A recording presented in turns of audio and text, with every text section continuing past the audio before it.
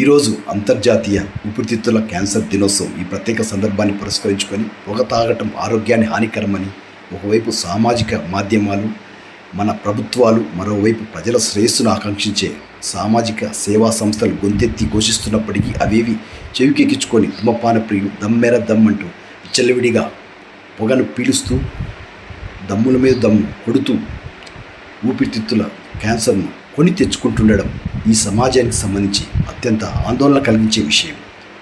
అదే మాదిరి వాహనాలు, పరిశ్రమల నుంచి సైతం పొగ వెదజల్లి అది కాలుష్యంగా మారి మానవాళి ప్రాణాలను ఉన్న పలంగా హరిస్తుండడం కూడా కడు శోచనీయమైన విషయం.